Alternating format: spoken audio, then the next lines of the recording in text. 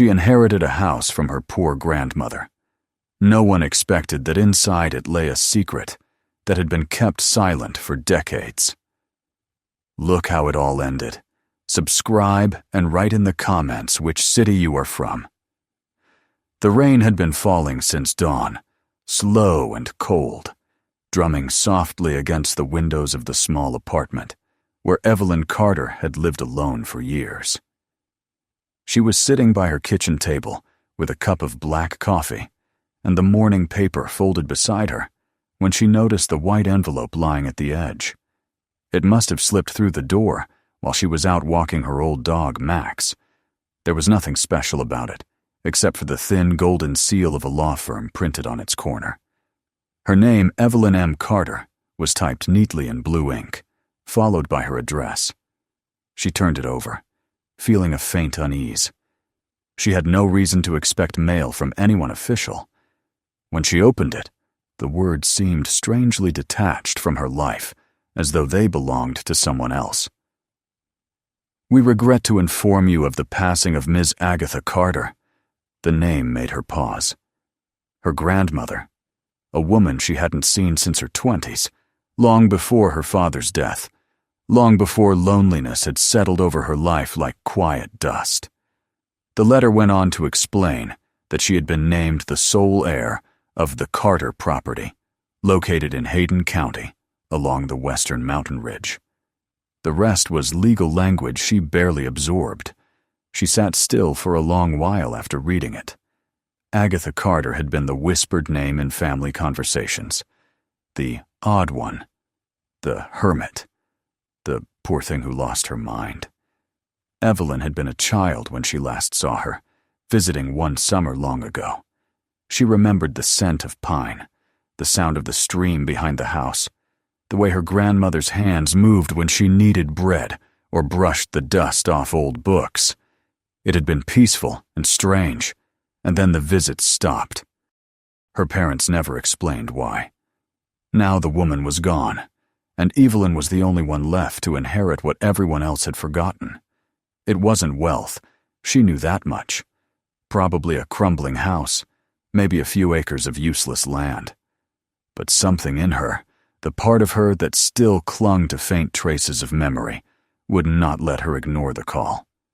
That evening, she fed Max and looked out at the dark sky pressing over the rooftops.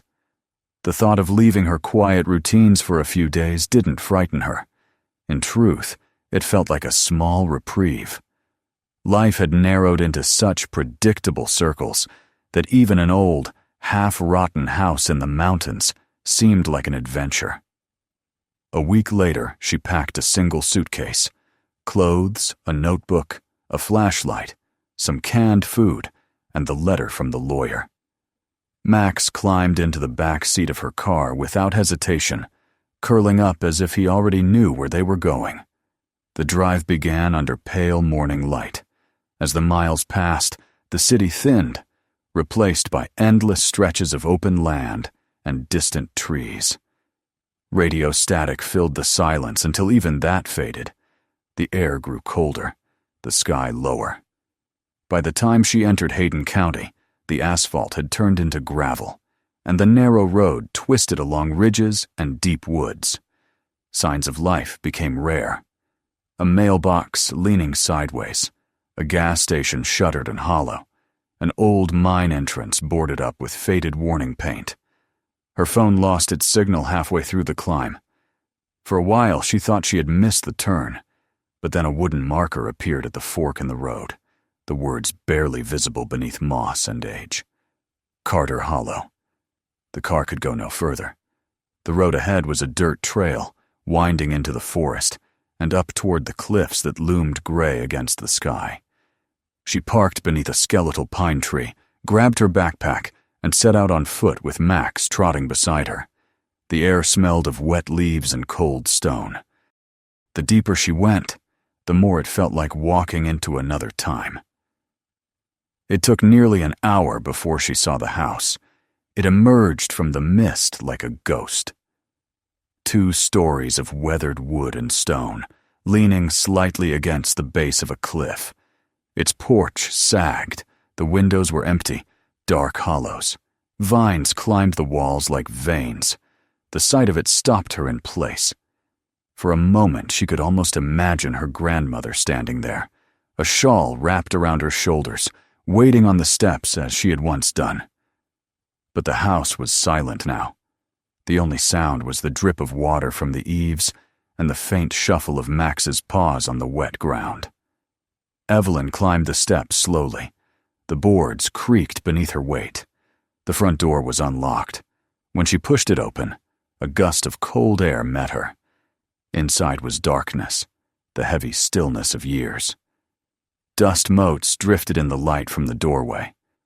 She stood at the threshold for a moment, letting her eyes adjust.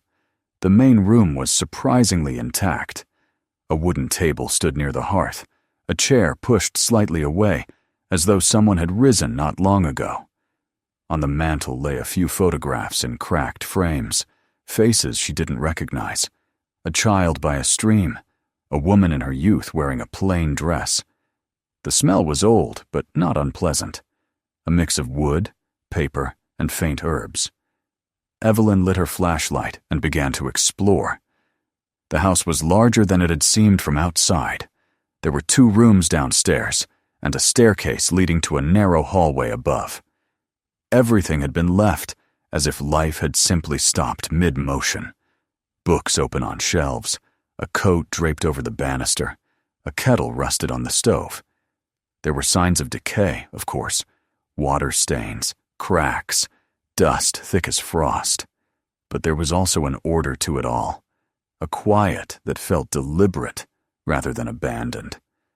She set her bag down near the fireplace, brushed the dust from a chair, and sat. Max circled twice and lay beside her feet with a sigh. She felt the fatigue of the long drive settle into her bones. The light from the flashlight danced faintly across the ceiling, catching the cobwebs like threads of silver. Her grandmother had lived here for decades, away from everyone, and somehow the place reflected that solitude perfectly. It wasn't haunted by ghosts, but by the weight of silence layers of it, pressed into every wall. Evelyn didn't yet understand why, but sitting there, she felt no urge to leave. The loneliness of the place felt familiar, almost comforting. As evening descended, she found a blanket in an upstairs chest and spread it on the bed that still held the shape of its last use. Through a small window, she could see the mountains dissolving into mist. The world here was cut off, self-contained, quiet enough to hear the fall of a single drop of water outside. That night, she lit a small lantern she found in the kitchen and placed it on the bedside table. Its flame flickered weakly, throwing moving shadows along the wall. Max lay curled at her feet, his breathing steady. Evelyn closed her eyes, but her mind refused to rest. She thought of the letter, the long years of silence, the strange twist of fate that had brought her back to this name. Carter, which once had meant something. Her grandmother had chosen her, of all people. Not her father's siblings, not the distant cousins who lived in the city. Just her. A woman without husband, without children, with no one to share the inheritance or even the journey. She drifted between wakefulness and sleep, the faint crackle of the wind outside sounding almost like whispers. Perhaps it was the loneliness of the place, or perhaps it was memory itself stirring in the dark, but she thought she heard a voice, soft, familiar, like the hush of fabric against skin. She opened her eyes. The house was still. Only the lantern moved slightly as the draft passed through the room. Morning came gray and heavy. Evelyn woke to the sound of rain on the roof. The air smelled fresher, and the light that seeped through the window was pale gold. She made coffee on a small camping stove she had brought and sat by the window, watching the mist rise from the trees. Outside, the cliffs stood massive and patient, their surfaces glistening. The path she had walked yesterday was half hidden now, swallowed by fog. For the first time in years, she felt no sense of hurry. There was nowhere to be, nothing to perform. Later, she stepped out onto the porch. The boards were slick under her boots. Max ran ahead, sniffing along the path, his fur damp from the drizzle. The valley stretched silent before them, filled with moss, stones, and the ruins of what might have been old mining huts. Time had forgotten this place. She wondered what kind of life her grandmother had led here, why she had chosen exile over comfort, silence over family. Perhaps the answers were buried somewhere inside the house. Evelyn felt certain of one thing. This inheritance was not meant to be sold or abandoned again. There was something here she was meant to find. When the day faded into dusk, she built a small fire in the hearth and watched the flames catch.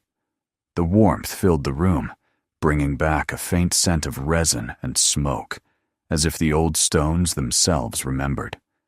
She thought again of her grandmother's hands, the sound of her voice saying that silence was not emptiness, but space for truth to live. For a moment, Evelyn closed her eyes, listening to the wind.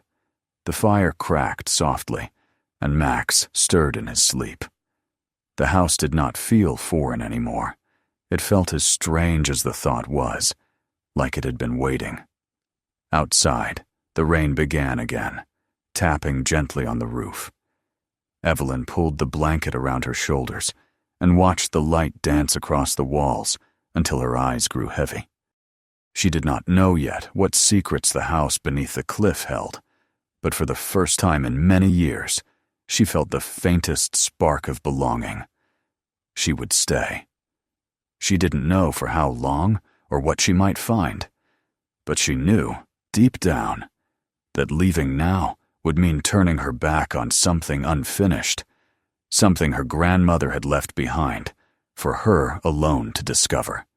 And so, as the fire burned low and the storm swept through the mountains, Evelyn Carter fell asleep in the house that bore her family's name, unaware that behind the silence of those wooden walls, the past was waiting to speak again. The following morning began in a quiet haze. The rain had stopped sometime in the night, leaving behind a heavy mist that rolled through the trees like slow breath. Evelyn woke to the chill of mountain air seeping through the cracks in the window frame. The house felt different now, not entirely welcoming, but no longer foreign. It had accepted her presence, or at least tolerated it. She boiled water for coffee, wrapped herself in a wool cardigan she had found hanging by the kitchen door, and sat near the hearth while Max dozed at her feet. The silence was vast, but it no longer pressed against her chest. It was the kind of silence that allowed thoughts to stretch and unfold. When she finished her coffee, she rose and began to wander. The curiosity that had grown in her last night refused to fade. Every corner of the house seemed to whisper fragments of her grandmother's story, fragments Evelyn could almost, but not quite grasp. She wanted to understand the woman everyone in the family had mocked or dismissed, the woman who had lived here for decades in solitude. The more Evelyn moved from room to room, the more she sensed that this solitude had not been despair, but intention, as if Agatha had chosen isolation to protect something. The living room bore traces of careful order, despite the dust. Books lined the shelves in precise rows, their spines faded, but still legible. Accounting ledgers, herb manuals, philosophy, even a few old novels. On the mantel above the fireplace stood a clock that had long since stopped, its hands frozen at 11:40. Evelyn touched the glass. It was cold and slightly fogged. Nearby lay a bundle of letters tied with thin twine, the edges brittle from age. She hesitated before opening one, but then pulled the knot loose. The handwriting was neat and deliberate, the ink browned over time. The letter was addressed to no one, more a journal entry than correspondence. "If they come again," it read, "I will tell them nothing. The truth has already been spoken once, and it was ignored. Let them have their rumors. I will keep the proof." Evelyn frowned and read the lines again. Proof of what? The rest of the letter was mundane notes about the weather, the cost of flour, a reminder to patch the roof before winter. She set it aside, her curiosity deepening. As she moved upstairs, her footsteps echoed lightly against the wooden floorboards. The hallway was narrow and dim, with doors leading to what must have been bedrooms. The air was heavy with the scent of lavender and dust. In one room, she found a sewing machine, spools of thread still stacked beside it. In another, a desk cluttered with ledgers and loose papers. It was here, among the yellowing pages, that she first noticed the recurring symbol, a small circle drawn in the corner of each page, encasing the initials AC. Her grandmother's mark, most likely, though Evelyn wondered why it appeared on financial records that seemed to belong to a business rather than a home. Hours passed without her noticing.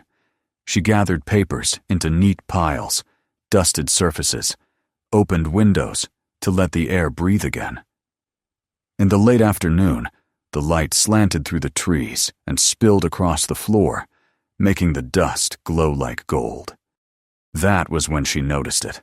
A photograph tucked between two books on the shelf. It showed a group of people standing before a stone building. The men wore suits, the women long skirts. One of them was unmistakably Agatha, much younger, perhaps in her 20s. Her expression was calm, but wary. On the back of the photograph, in faded pencil, was written, "Before the Flood." Evelyn remembered the headline from an old newspaper that had been pinned to a board downstairs.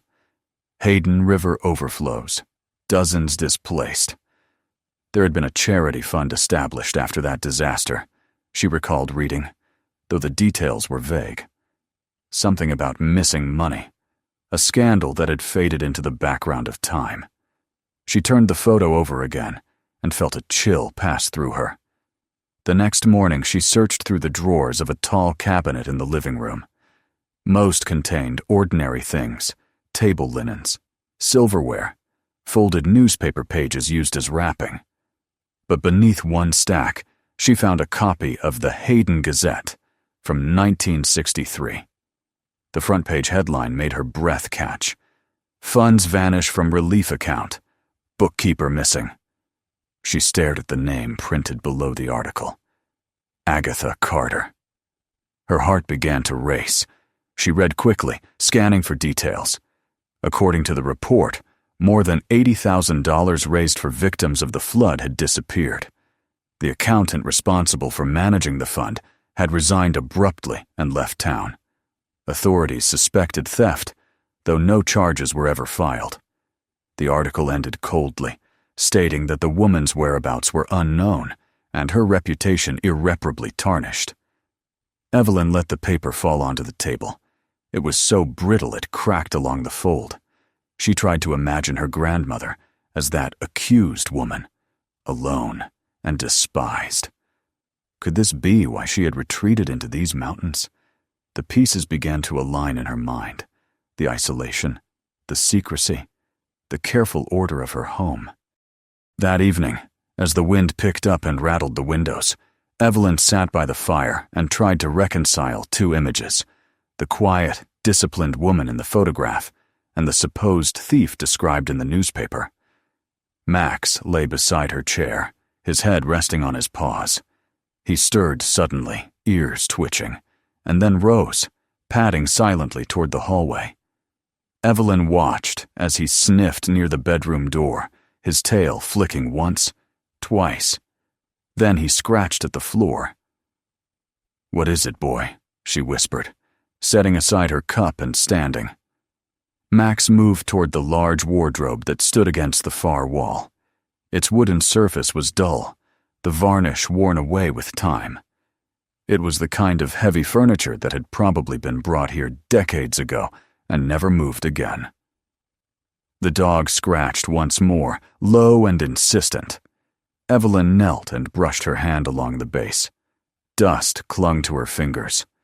She opened one of the doors, half expecting mice to dart out, But the inside was neat: an old wool coat, a folded blanket, a pair of worn boots.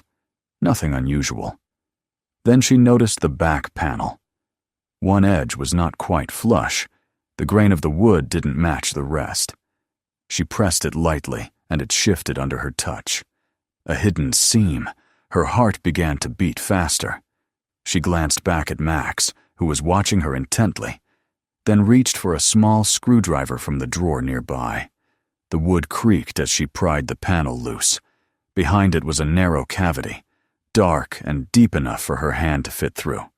She reached inside carefully and felt the cold edge of metal. When she pulled it out, she found a small tin box wrapped in waxed paper. Another and another, 5 in total, stacked neatly like nesting dolls. Her fingers trembled as she peeled back the paper from the first one. Inside lay bundles of bills, crisp despite their age, tied together with ribbon. Another box held small gold coins and several documents folded into envelopes. She sat back on her heels, her breath catching in her throat. It was impossible to mistake what she was seeing. This was the missing money, or what remained of it. The scandal that had driven her grandmother into exile had not been theft at all, but something else. Something deliberate. In the last box, she found a letter, sealed and yellowed, with her name written in a hand she recognized from the photographs. She hesitated before breaking the seal. "My dear Evelyn," it began, "if you are reading this, then it means you have not come for what is mine, but for what must be understood. These funds were never stolen. They were taken to save them from corruption. The men who ran the relief committee sought to use them for their own ends, to line their pockets under the guise of charity. I could not expose them without losing everything, and so I left. Let history call me guilty if it wishes. I chose silence over complicity." Evelyn read the lines twice, then a third time. The letter continued, written with calm certainty. "I have kept the money here untouched because I no longer believe in the hands of institutions. Perhaps someday, someone in this family will know what to do with it. If you are that person, let conscience guide you. Do not seek forgiveness for me. Seek truth for yourself." She sat motionless for a long time. Outside, the storm had begun again, the wind howling against the walls, the rain tapping on the roof like impatient fingers. Max came to her side and pressed his head against her knee. Evelyn felt tears rise, unbidden and hot. The world she thought she knew. The image of the disgraced old woman who had wasted her life in solitude crumbled. Agatha had not been a coward or a thief. She had been brave, and the price of her integrity had been isolation. Evelyn placed the letter on her lap, staring at the handwriting until the ink blurred. She thought of how easy it was for a single rumor to erase a lifetime of truth. All her life she had believed what she'd been told, never questioning the silence around her family's past. Now she saw how wrong that silence had been. When she finally rose, she placed the boxes carefully back inside the wardrobe, covering them again with the old coat and blanket. It wasn't fear that made her hide them, it was respect. This secret was not ready to face the world yet. It needed time, just as she needed to understand what it meant to hold such a burden. She spent the rest of the evening walking through the rooms in thought, touching the furniture, the books, the objects her grandmother had left behind. Every item felt heavier now, charged with a new kind of meaning. She felt closer to the woman who had once lived here, closer than she had ever felt to anyone in her family. By midnight, the storm had quieted. Evelyn stood by the window, watching the mist drift through the valley below. The letter lay on the table beside her, weighted down by a candle holder. She didn't yet know what she would do with what she'd found, but she knew that her life would not return to what it had been before. When she finally went to bed, she left the wardrobe slightly open. The hidden space behind its panels seemed to breathe softly in the dark, as though the house itself was relieved that its secret had been uncovered at last. Max settled beside the bed, and she reached down to rest her hand on his fur. For the first time in many years, she felt a quiet pulse of purpose. The past had not vanished, after all. It had simply been waiting for her, for this moment to be seen. And in that realization, beneath the whisper of wind against the glass, Evelyn Carter drifted into uneasy sleep, while somewhere deep within the wooden bones of the house, the echo of her grandmother's silence lingered like a promise not yet fulfilled. The morning after the storm came with a silence so complete that Evelyn thought for a moment she had gone deaf. The rain had stopped during the night, leaving the air heavy and still, the mountains veiled in low clouds that moved like slow smoke through the trees. She sat up in bed and looked toward the wardrobe. The door stood ajar, exactly as she had left it, and the faint scent of old wood and paper drifted across the room. The knowledge of what lay hidden behind that false panel pressed gently but persistently at the edges of her thoughts. She could not stop thinking about the letter, about the calm, unwavering tone of her grandmother's confession. It had not been the voice of guilt, but of clarity, of someone who had already made peace with being misunderstood. Max stirred beside the bed, his ears twitching. When she spoke his name softly, he lifted his head, then stretched before padding toward the door. Evelyn followed him down the hallway, her bare feet touching the cold floorboards that creaked beneath her weight.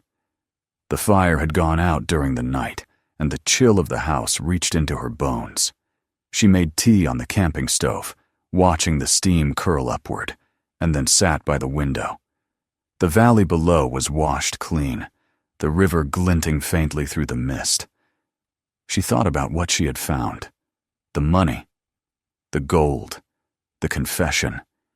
It felt absurd that such things could lie hidden for decades in a forgotten wardrobe, while the world beyond had gone on, content to believe a lie. The discovery should have filled her with triumph, or fear, or at least excitement.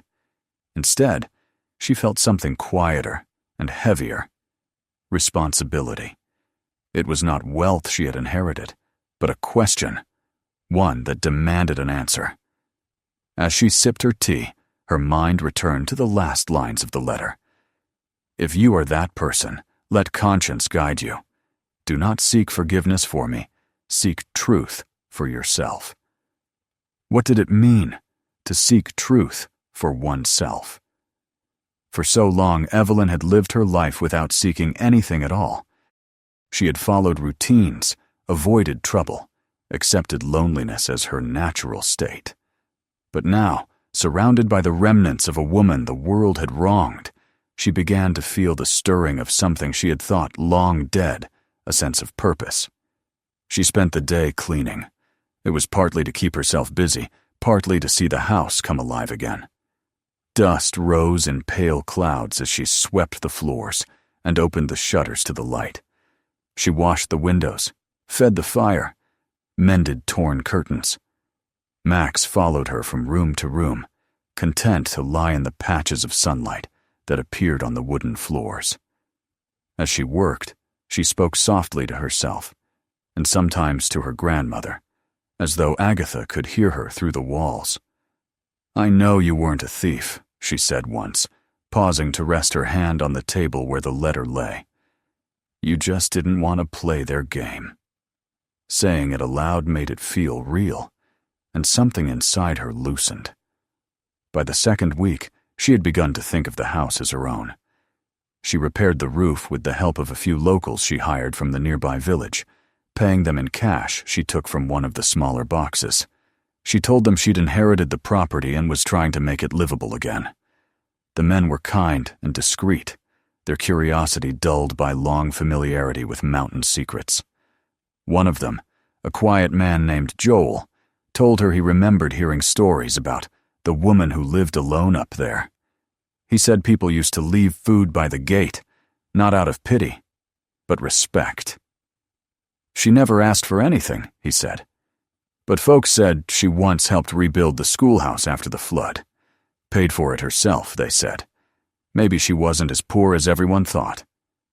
Evelyn thanked him and said nothing more, but his words sank deep.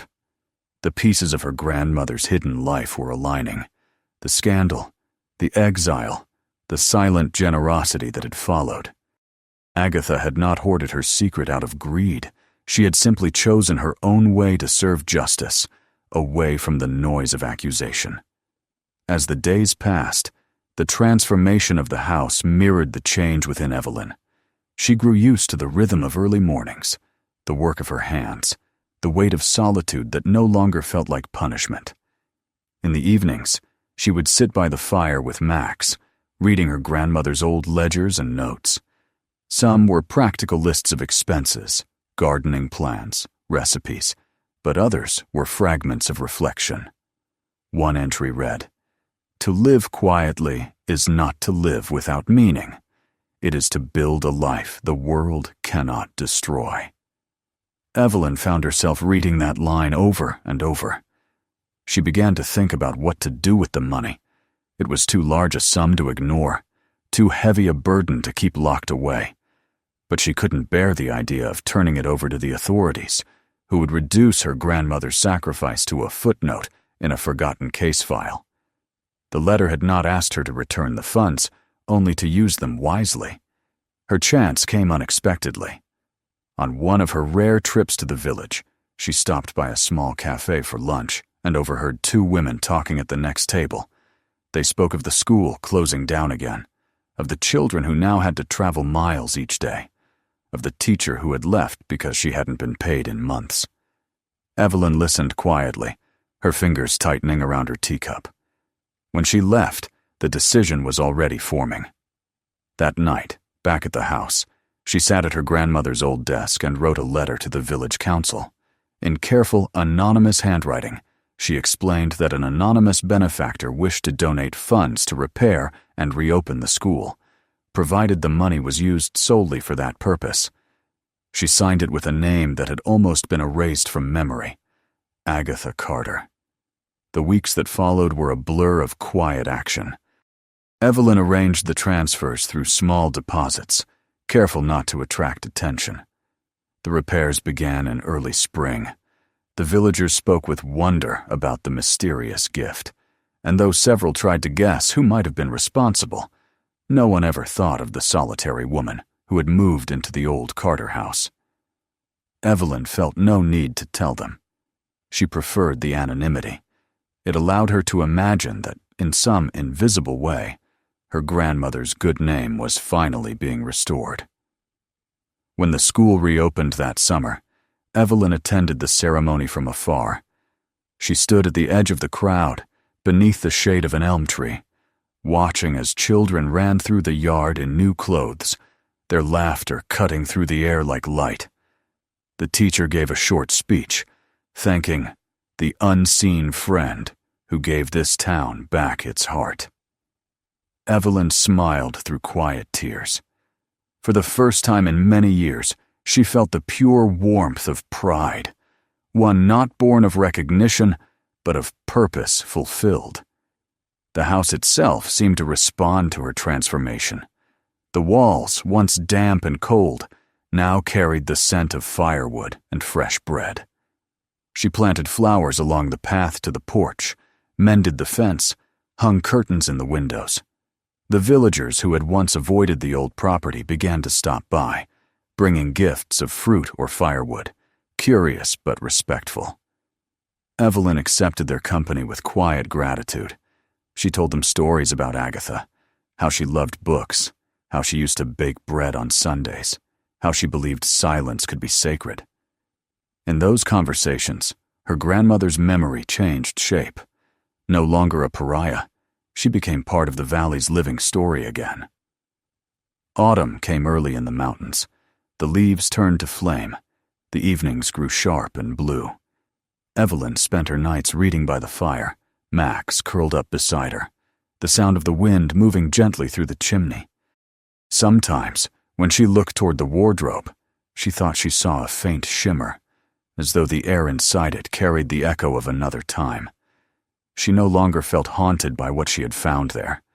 Instead, it had become a source of quiet strength, a reminder that even hidden truths could heal the world if handled with care. One evening, as twilight deepened, she sat on the porch with a blanket around her shoulders. The last light touched the edge of the cliffs, painting them gold. Max lifted his head, ears twitching toward the valley below, where the faint sound of laughter drifted up from the village. Evelyn closed her eyes, listening. The house behind her breathed with warmth. She thought of all that had changed, the crumbling walls made whole again, the empty rooms now filled with life, the silence that had once felt like exile, now carrying the rhythm of peace. The inheritance she had received was not one of money or property, but of understanding. Her grandmother's life had not been a failure, but a quiet victory misunderstood by those who measured worth only by reputation.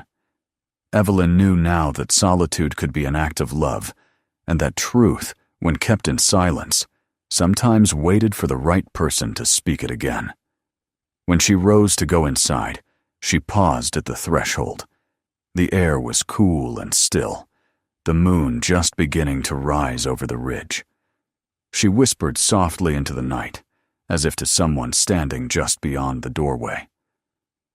"You were never alone," she said. "You just had to wait for me." She stepped inside, closing the door behind her.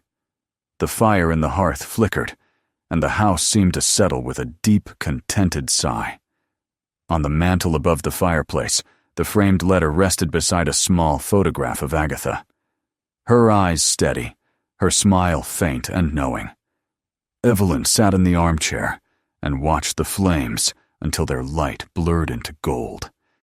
Outside, the mountains stood silent, and the valley below glowed with the lamps of homes rebuilt, lives renewed. The world had moved on, but here, beneath the cliffs, one story had finally come full circle. And as Evelyn drifted toward sleep, she understood what her grandmother had meant in her letter.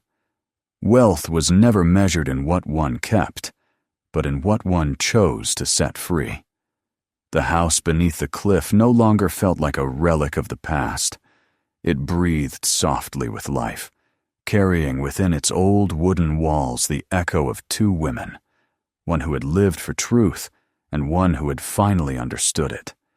And as the wind swept through the trees, mingling with the quiet crackle of fire, it was impossible to tell where the silence of the old life ended and the beginning of the new one began. If you enjoyed this story, make sure to subscribe for more. Watch the next video, and don't forget to share this one with someone who loves a good story.